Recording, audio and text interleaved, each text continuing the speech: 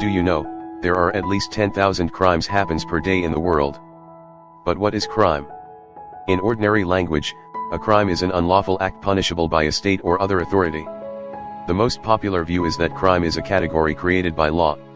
In other words, something is a crime if declared as such by the relevant and applicable law. But crimes can either be solved or unsolved. So today we are going to discuss about top 5 crimes in the world that are unsolved. So you are watching Green Greetings, and let's start the video.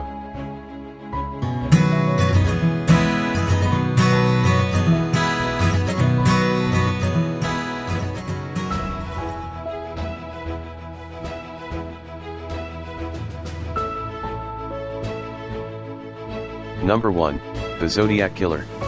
The Zodiac Killer is the pseudonym of an American serial killer who operated in Northern California from at least the late 1960s to the early 1970s.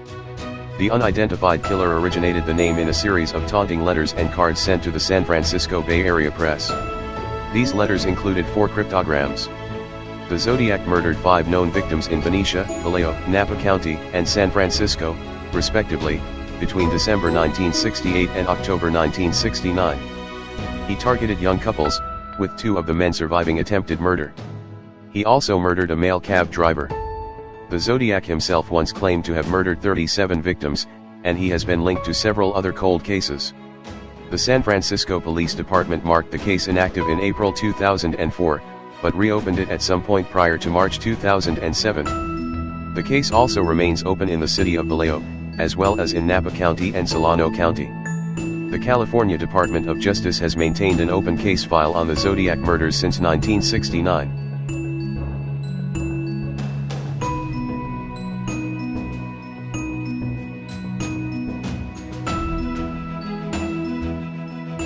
Number 2, the Tamam Shud case. The Tamam Shud case, also known as the mystery of the Somerton Man, is an unsolved case of an unidentified man found dead in 1948 on the Somerton Park beach, just south of Adelaide, South Australia, Australia. The case is named after the Persian phrase Tamam Shud, meaning ended or finished, which was printed on a scrap of paper found months later in the fob pocket of the man's trousers. The scrap had been torn from the final page of a copy of Rubaiyat of Omar Khayyam, authored by 12th century poet Omar Khayyam. Tamam was misspelt as Tamam in many early reports, and this error has often been repeated, leading to confusion about the name in the media. Following a public appeal by police, the book from which the page had been torn was located. On the inside back cover, detectives were able to read, through indentations left from previous handwriting, a local telephone number, another unidentified number, and text that resembled an encrypted message. The text has not been deciphered or interpreted in a way that satisfies authorities on the case.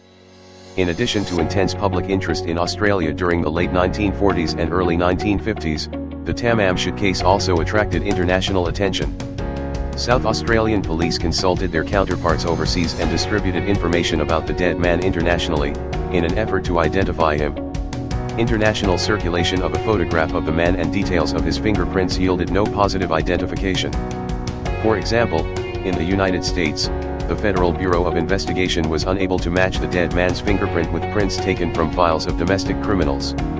Scotland Yard was also asked to assist with the case, but could not offer any insights.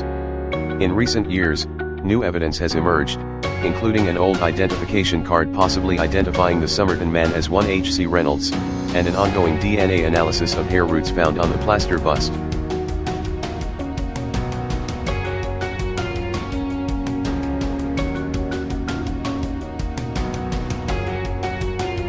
Number 3, the murder of Kitty Genovese.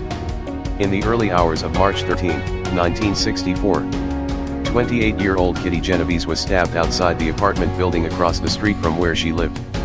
2 weeks after the murder, the New York Times published an article claiming that 38 witnesses saw, or heard the attack, and that none of them called the police or came to her aid. The incident prompted inquiries into what became known as the bystander effect, or Genovese syndrome, and the murder became a staple of U.S. psychology textbooks for the next 4 decades. However, researchers have since uncovered major inaccuracies in the New York Times article. Police interviews revealed that some witnesses had attempted to call the police. Reporters at a competing news organization discovered in 1964 that the article was inconsistent with the facts, but they were unwilling at the time to challenge New York Times editor Abe Rosenthal. In 2007, an article in The American Psychologist found no evidence for the presence of 38 witnesses, or that witnesses observed the murder, or that witnesses remained inactive.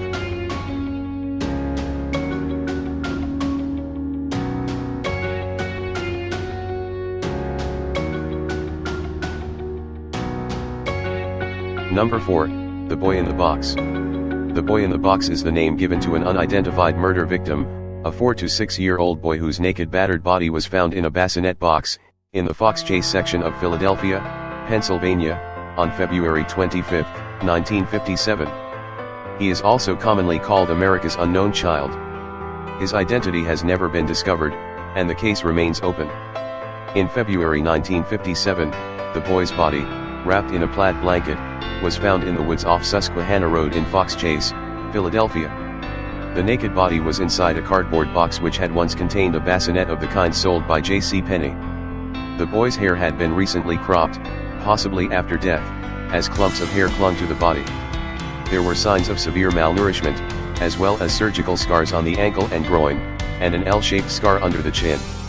The police received the report and opened an investigation on February 26, 1957. The dead boy's fingerprints were taken, and police at first were optimistic that he would soon be identified. However, no one ever came forward with any useful information.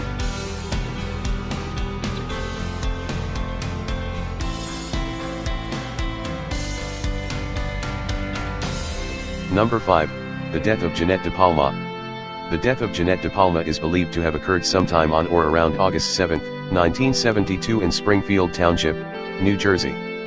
The case, currently unsolved, has become a matter of significant controversy due, in part to coverage in Weird NJ magazine. The Springfield Police Department began an investigation of Jennette DePalma's death after an autopsy did not reveal a cause of death. Her remains and clothing showed no evidence of bone fractures, bullet wounds, or knife strikes. No drug paraphernalia was found on or around the body. For undisclosed reasons, the coroner suspected that strangulation was the cause of death, leading the Union County Prosecutor's Office to treat the case as an unsolved homicide. The coroner also discovered an unusually high amount of lead in the remains, but no explanation was found for this occurrence either. Investigators continued to attempt to find leads, but due to incompetent police work, along with inconsistent stories told by her friends and peers, the case eventually went cold. I hope you enjoyed the video. If you enjoyed the video, please like and subscribe us. Thanks for watching.